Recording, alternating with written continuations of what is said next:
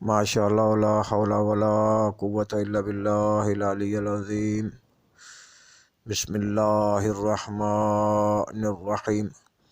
الحمد للہ رب العالمین والصلاة والسلام علی اشرف الانبیاء والمرسلین ابی القاسم محمد اللہم صل علی محمد وعلی اہل بیتہ الطیبین الطاہرین المعصومین ولعنۃ الدائمہ علی اعدائہم اجمعین من یومنا ھذا الی یوم قیام الدین، اما بعد فقد قال اللہ سبحانہ وتعالی فی کتابہ المجید وفرقانہ الحمید۔ بسم اللہ الرحمن الرحیم۔ وتقلبک فی الساجدین۔ میرے محترم سامعین، جیسا کہ پچھلی نشستوں میں میں حضرت ابو طالب علیہ السلام کے ایمان کے حوالے سے یہ گزارش کر چکا ہوں کہ حضرت ابو طالب کی ذات مسلمان تھے،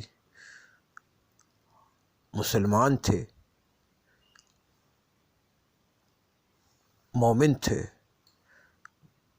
موحد تھے۔ ساری زندگی جب تک رہے، ساری زندگی جو گزاری اسلام پر گزاری، ایمان پر گزاری، اور جب دنیا سے تشریف لے گئے حضرت ابو طالب علیہ السلام تو مسلمان ہو کے وہ دنیا سے گزر گئے، مسلمان ہو کے مومن ہو کے انہوں نے وفات پائی، مسلمان ہو کے وفات پائی۔ جب وہ دنیا سے گزرے وہ مسلمان تھے، وہ مومن تھے، وہ موحد تھے۔ جب تک باحیات رہے مسلمان تھے، اور جب دنیا سے گزر گئے خدا سے جا ملے تو اس حالت میں ملے، خدا سے بھی جا کے ان کی ملاقات ہوئی، خدا سے جا ملے اس حالت میں کہ وہ مومن تھے، مسلمان تھے، وہ موحد تھے۔ اس لیے کہ جو ان کی پوری زندگی ہے، جو انہوں نے پیغمبر کے ساتھ گزاری ہے، جو پیغمبر کے ساتھ انہوں نے بسر کی ہے، پیغمبر کے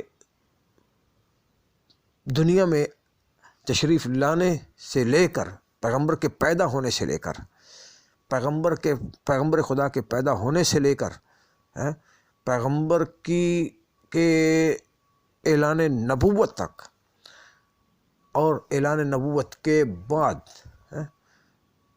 ان کی پوری زندگی جو ہے وہ دیکھی جائے تو اس سے ایک ہی چیز واضح ہوتی ہے، پیغمبر کے ساتھ ان کی محبت بے تحاشا ہے، بے تحاشا ان کی پیغمبر سے محبت کرنا۔ اور جب پیغمبر نے اعلان فرمایا اعلان نبوت تو پیغمبر کی کھل کر حمایت کرنا، کھل کر دشمنان اسلام اور کافروں کے آگے پیغمبر کے لیے پہاڑ بن جانا، پیغمبر کی نصرت کرنا، پیغمبر کی مدد فرمانا، پیغمبر کی کھل کر حمایت کرنا ہر جگہ، ہر میدان میں، یہاں تک کہ جو شب ابی طالب میں 3 سال جا کر پیغمبر نے گزارے، اور جب رات ہو جاتی تھی تو پیغمبر کو ابو طالب اٹھا کر علی کے بستر پہ سلا دیتے تھے، اور حضرت علی علیہ السلام کو اٹھا کر جگا کر لا کر پیغمبر کے بستر پر سلا دیا کرتے تھے کہ کہیں ایسا نہ ہو کہ کوئی میرے بھتیجے محمد کو قتل کرنے آ جائے، مارنے آ جائے، تو پیغمبر دنیا سے اور یہ اتنا بڑا نقصان کون سا نقصان ہے کہ میرا بھتیجا ہے، میرا بھتیجا اگر قتل ہو گیا، اگر مارا گیا، اگر کافروں نے میرے بھتیجے کو آ کے مار دیا تو یہ بڑا نقصان ہو جائے گا؟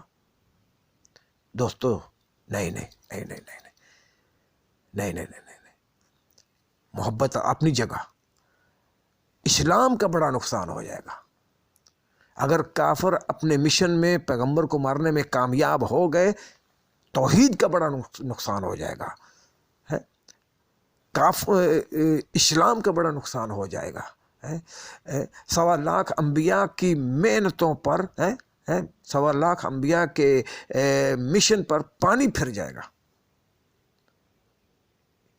یہ تھی وہ وجہ جو جگہ جگہ جگہ جگہ جا بجا پیغمبر کو ابو طالب بچاتے رہے، پیغمبر کی ڈھارس بنتے رہے، پیغمبر کے لیے چھت بنتے رہے، پیغمبر کے لیے ڈھارس بنتے رہے، پیغمبر کے آگے آ کر دشمنوں اور پیغمبر کے درمیان سیسا پلائی ہوئی دیوار کی طرح بن کے کھڑے ہو جاتے تھے۔ یہ وہ وجہ تھی تاکہ کہیں اسلام کا نقصان نہ ہو جائے۔ جو پیغمبر مشن لے کے آئے ہیں، جو اللہ کا نبی مشن لے کے آیا ہے اسلام کا، وہ اسلام کہیں خطرے میں نہ پڑ جائے۔ اس لیے کہ اگر پیغمبر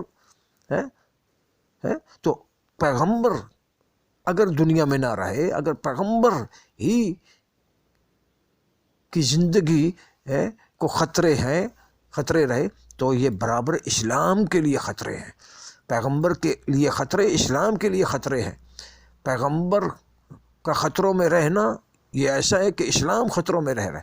تو پیغمبر سے ہر طرح کے خطروں کو حضرت ابو طالب ہٹاتے رہے، دور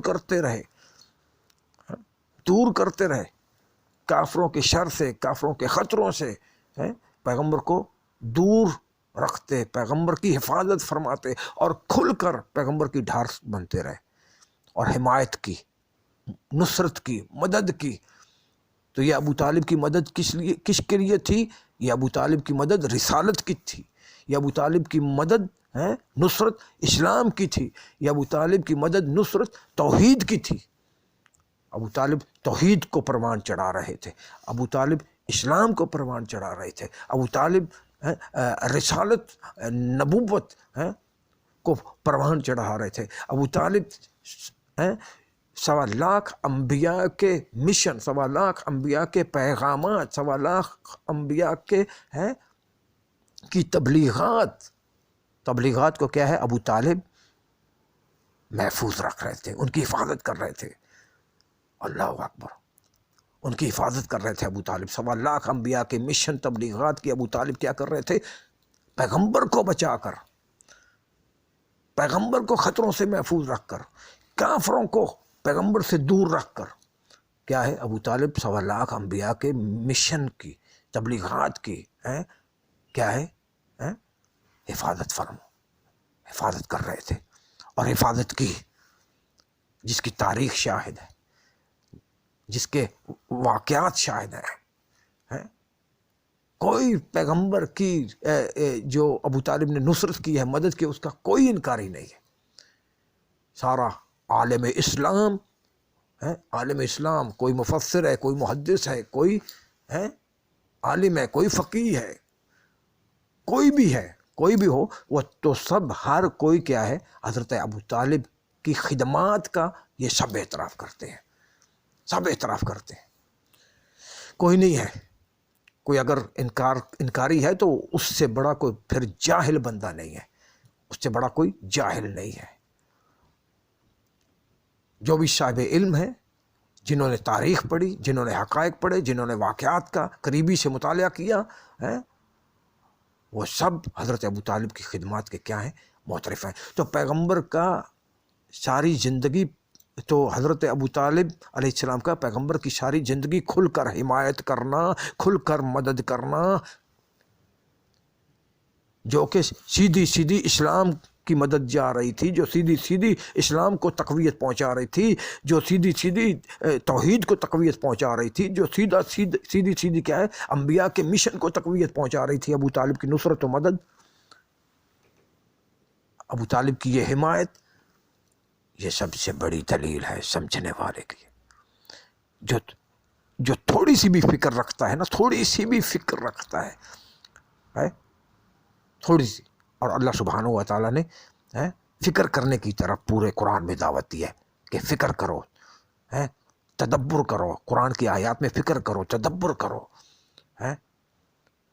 سمجھو، سوچو حق کیا ہے، باطل کیا ہے، سچ کیا ہے، جھوٹ کیا ہے، کون برے کون اچھے. پورے قرآن میں اللہ نے اسی طرف تو اللہ نے دعوت دی ہے. تو جس کے پاس تھوڑی سی بھی عقل ہے یا کوئی عقل رکھتا ہے تو وہ ابو طالب کی ساری زندگی کی خدمات دیکھ لے، ابو طالب کی ساری خدمات کو، قربانیوں کو، خدمات کو دیکھ کر وہ یہ بندہ یہ فیصلہ کرنے پہ، ماننے پہ وہ تیار ہو جائے گا، ماننے کے لیے تیار ہو جائے گا کہ اس کے علاوہ اور کوئی راستہ نہیں ہے، اس میں کوئی دو رائے نہیں ہے، اس کے علاوہ کوئی اور راستہ نہیں ہے سوائے ایک ہی راستہ کہ حضرت ابو طالب کے ایمان کو تسلیم کیا جائے، حضرت ابو طالب کہ اسلام کو تسلیم کیا جائے، ایمان کو تسلیم کیا جائے کہ وہ جب تک باحیات رہے وہ مسلمان تھے، مومن تھے، موحد تھے، دنیا سے گئے بھی تو وہ مومن تھے، موحد تھے، وہ مسلمان تھے. اس کے علاوہ اور کوئی حل نہیں ہے ایک عقل رکھنے والے انسان کے لیے، ایک عقل رکھنے والے انسان. دوستو ہر آدمی کو کیا آپ آج میں امت مسلمہ سے پوچھتا ہوں، ان علماء سے پوچھتا ہوں، ان راویوں سے پوچھتا ہوں جنہوں نے یہ روایتیں یہ اختراعی روایتیں بیان کی ہیں، کسی نے یہ نہیں سوچا کہ پیغمبر کا اتنا بڑا ناصر، پیغمبر کا اتنا بڑا حمایتی، پیغمبر کی جگہ جگہ کھل کر حمایت کرنے والا، کہیں بھی اس پیغمبر کے راستے میں وہ رکاوٹ نہیں بنا. بالعکس الٹا کیا دیکھا گیا، پیغمبر کے مشن رسالت کو اس نے ہر جگہ، ہر میدان، ہر لمحہ، ہر گھڑی اس نے کامیاب کیا، پیغمبر کے ہر مشن کو اس نے کامیاب کیا. تو ایسا بندہ کافر نہیں ہو سکتا،